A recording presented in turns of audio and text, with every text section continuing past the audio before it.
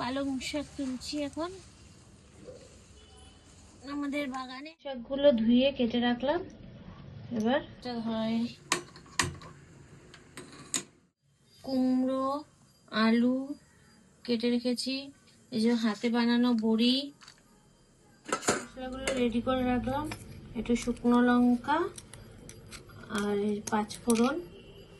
কড়াইতে তেল দিচ্ছি, এটা গরম হয়ে গেছে। এবার হাতে বানানো বড়িগুলো দিয়ে ভেজে নেব একটু।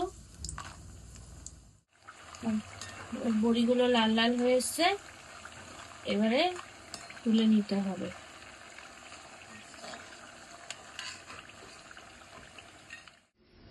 কাঁচা লঙ্কা দিলাম, 5 ফোড়ন দিলাম। আগে আলুটা ভেজে নেব, এটা একটু ভাজা হোক।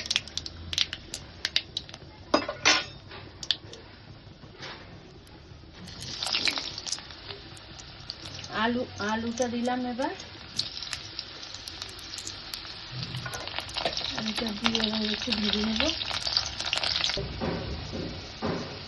এবার একটু নুন দিলাম আলুটা ভাজার জন্য। এবার একটু হলুদ দিলাম,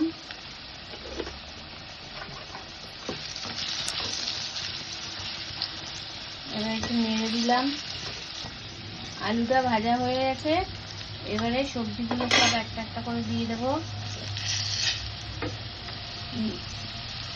কুমড়ো দিলাম, বেগুন দিলাম, দিয়ে এবারে একটু নেড়ে নিয়ে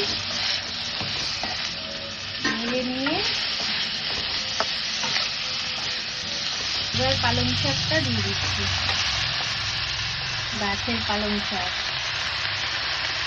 আমি লাগিয়েছিলাম সেই পালং শাক, খুব সুন্দর হবে বল।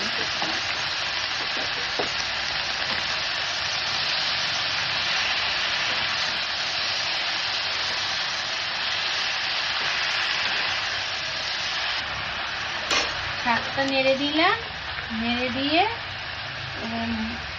মশলাগুলো সব শাকের গায়ে লেগে গেল। এবার ঢেকে দিই, এবার থাক কিছুক্ষণ। এবার ঢাকনাটা খুললাম,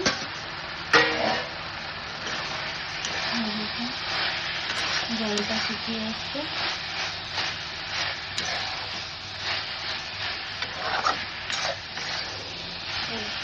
জিরের গুঁড়ো একটু দিয়ে দিলাম, বড়িগুলো দিয়ে দিলাম, আর 2 কাঁচা লঙ্কা দিয়ে দিলাম ফাটিয়ে। এবার নাড়ছি, কষাই একটু।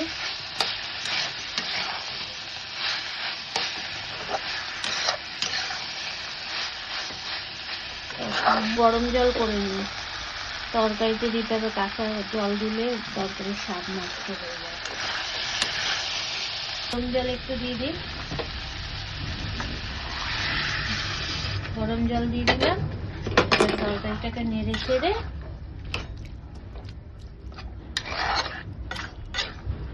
ঢাকা দিয়ে রাখলেই। স্বাদের জন্য উপর থেকে একটু মিষ্টি দিয়ে দিলাম অল্প করে। এবার আমার পালং শাক কমপ্লিট, এবার খেতে বসে যাও।